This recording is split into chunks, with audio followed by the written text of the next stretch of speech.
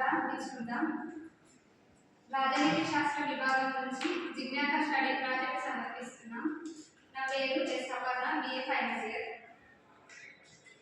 భారతదేశంలో నియోజకవర్గాల పునర్వ్యవస్థీకరణ ప్రక్రియ డెలిమిటేషన్ కమిషన్ భారత రాజ్యాంగం ప్రతి 10 సంవత్సరాలకు ఒకసారి జనాభా గణన ఆధారంగా చేసుకుని ఈ ప్రక్రియ పూర్తి చేస్తుంది.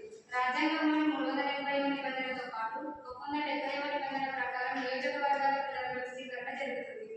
ఇప్పటి వరకు 1951, 61, 71, 2002లో జరిగింది.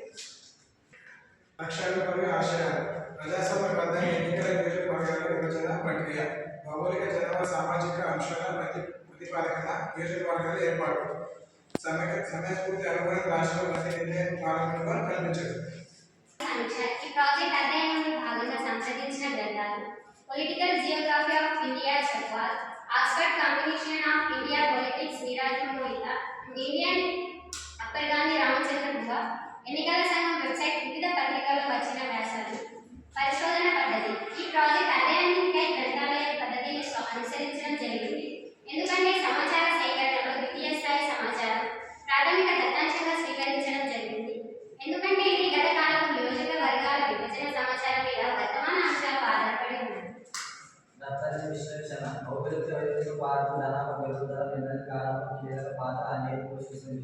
ఎస్సీ ఎస్టీ జనాభా ప్రధానంగా నియోజకవర్గాల విభజన ప్రధానమైన 30% మహిళలకు రిజర్వేషన్ కల్పించడం నియోజకవర్గాల్లో పునర్విభజన కమిషన్ ముందున్న ప్రధాన అంశం.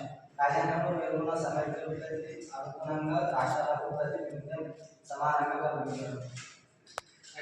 10 సంవత్సరాలకు ఒకసారి జరిగే జనాభా గణన 2021 సంవత్సరంలో జరగనందువల్ల కొత్త సమస్యలు తలెత్తుతున్నాయి.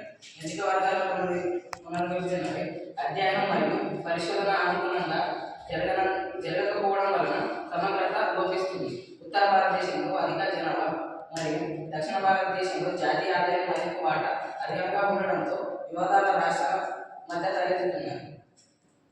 రాజ్యసభలో రాష్ట్రాల ప్రాతినిధ్యం సమానంగా కల్పించడమే వివాద పరిష్కారం అవుతుంది.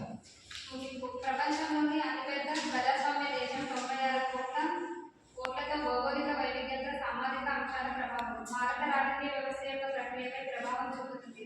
అయినప్పటికీ భిన్నత్వంలో ఏకత్వం అంశం ప్రతిపాదించిన నియోజకవర్గాల పునర్వ్యవస్థీకరణ ప్రక్రియ ఎన్నో సవాళ్లతో కూడుకుని ఉంటుంది. Thank you.